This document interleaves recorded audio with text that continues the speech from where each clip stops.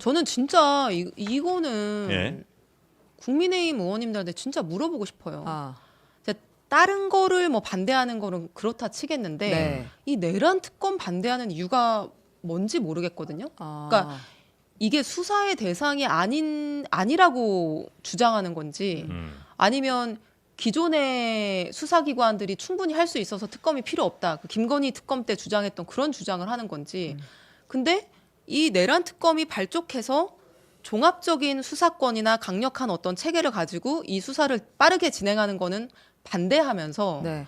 또 공수처나 경찰이나 검찰이 수사하는 거는 하나하나 막 법리적인 얘기를 따지면서 지금 태클을 걸고 있거든요. 그럼 어떻게 하자는 거예요? 이걸 그냥 두자는 거예요? 아무 문제가 없다는 건가요? 윤석열이 얘기하듯이 뭐 아무도 죽지 않았고 아무도 다치지 않았으니까 이거는 해프닝에 불과하다는 건가요? 이거에 대한 입장을 저는 국민의힘 의원들이 명확하게 해야 된다고 생각해요. 그래서 다른 정책에 대해서는 의견이 다를 수 있습니다. 여야가. 네. 네. 그리고 지금 대통령이 없는 상황이기 때문에 그거는 뭐 추후에 논의할 수도 있다고 생각해요. 뭐 양곡법이라든지 네. 이런 것들 얼마든지. 근데 아니 이 상황은 뭐 유죄다 무죄다 또는 탄핵이다 아니다 가타부타 정리가 돼야지 대한민국 다시 일상으로 돌아올 거 아니겠어요. 네. 저도 지금 완전히 일상이 무너져 있는데 그래서 이런 거에는 협조를 하면서 뭐 다른 주장을 해야 설득력이 있을 텐데. 네네. 진짜 너무 대놓고 극우화되고 있는 모습을 보이는 것 같아서 진짜 제가 좀 소름이 끼치거든요. 뭐 어떤 얘기를 들으면서 제가 진짜 경악스러웠냐면은 국민의힘 조배숙 의원이 네. 헌법재판소가 없애야 될 것 없애자. 같다고 얘기했잖아요. 네. 그러니까 경찰도 틀렸고 법원도 틀렸고 헌재도 틀렸고 우리 말만 맞아.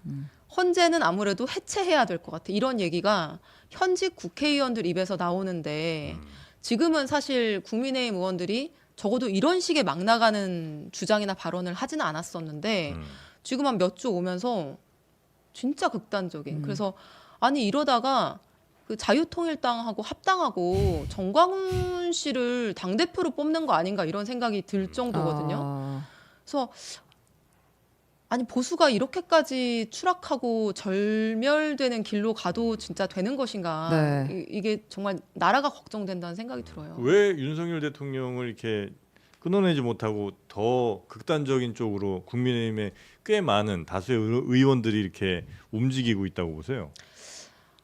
진짜 물어보고 싶죠. 그러니까 아, 왜 아니 그러냐고? 물어보세요. 이게- 우리는 못 만나도 의원님 만나잖아요. 오늘 가서. 그러니까 오늘날의 정치에서 네.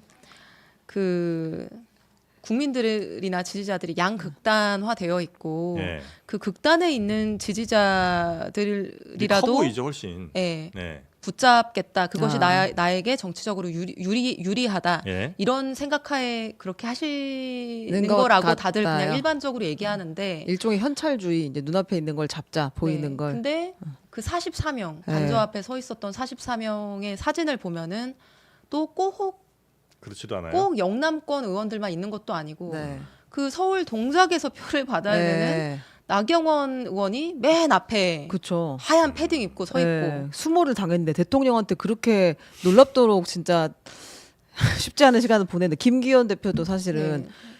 거의 그래서 뭐 내쳐졌는데도 저것도 가 있습니다. 너무 그 평범한 국민들의 생각이나 상식하고 괴리되어 있는 것 같아요. 그래서 무엇이 저런 괴리를 만들었을까 그런 정말 경악스러운 생각이 듭니다. 체포영장 집행 거부를 당연시하며 법 위에 서버린 윤석열 대통령과 여당, 그리고 극렬 극우 지지층이 이제는 헌법까지 흔들려고 합니다.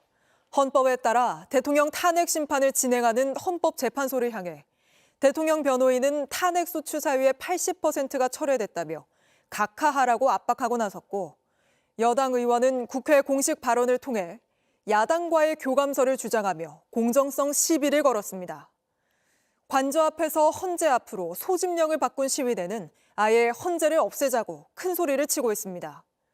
공수처도 법원도 무시하더니 이제는 헌재까지 인정하지 않겠다는 건데, 먼저 오늘 국민의힘의 움직임부터 황예린 기자가 보도합니다.